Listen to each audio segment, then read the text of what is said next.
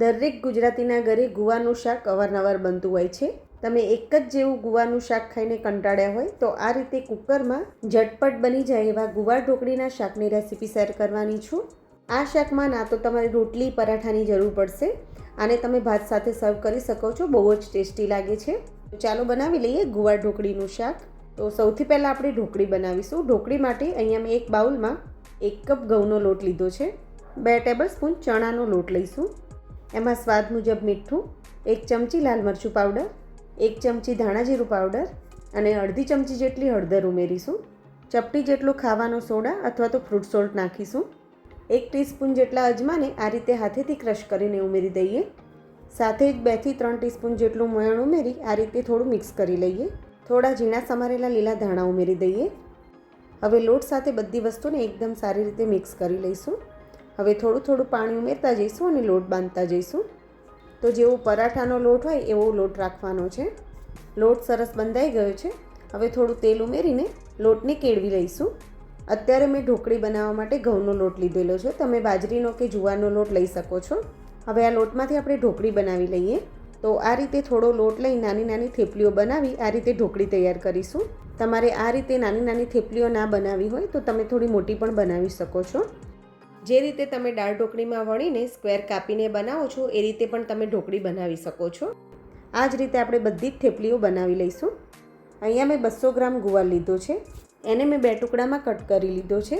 હવે એક ખાણી દસ્તામાં એક પેસ્ટ બનાવવાની છે, જેની અંદર 10 થી 15 જેટલી લસણની કળીઓ લઈશું. પાપડી ગાંઠિયા 2 ટેબલસ્પૂન જેટલા લઈશું. 1 થી 1.5 ચમચી જેટલું લાલ મરચું લઈશું અને થોડું મીઠું નાખી એને વાટી લઈશું.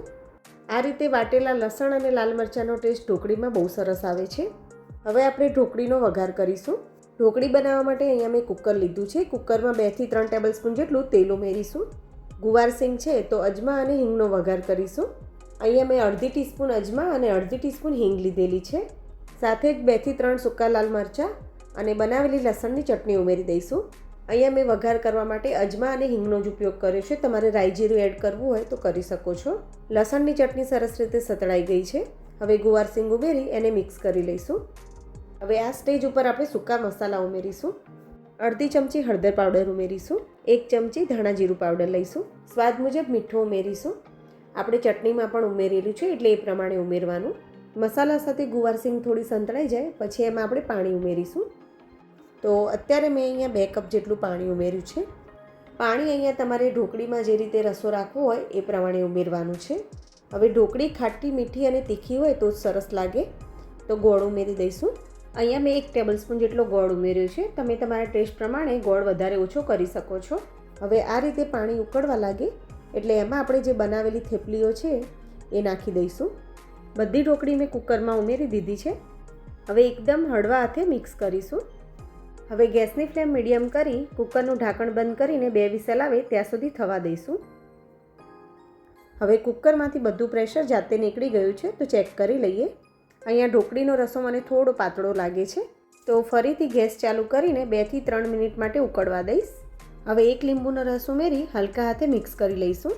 તમે જોઈ શકો છો ઢોકળીનો રસો એકદમ પરફેક્ટ થઈ ગયો છે. હવે ગેસ બંધ કરી લીલા ધાણા ઉમેરી દઈશું. તો ફાઇનલી ગુવાર ઢોકળીનું શાક તૈયાર છે. તમે જોઈ શકો છો એકદમ સરસ બન્યું છે. તો બસ હવે આને ગરમા ગરમ સર્વ કરીશું. આ શાક તમે ભાખરી, પરાઠા કે રોટલી સાથે સર્વ કરી શકો છો. પણ અત્યારે મેં ગરમા ગરમ ભાત સાથે સર્વ કર્યું છે. ગરમા ગરમ ઢોકળી અને ભાત ઉપર તમે ઘી નાખીને ખાશો તો બહુ જ સરસ લાગશે. તો એકદમ ટેસ્ટી તમે ગવાર ઢોકળીનું શાક જરૂરથી ટ્રાય કરજો. તમને ગવાર નહીં ભાવતો હોય તો પણ ભાવવા લાગશે. તો તમને આ રેસીપી કેવી લાગી એ કોમેન્ટમાં જરૂરથી જણાવજો.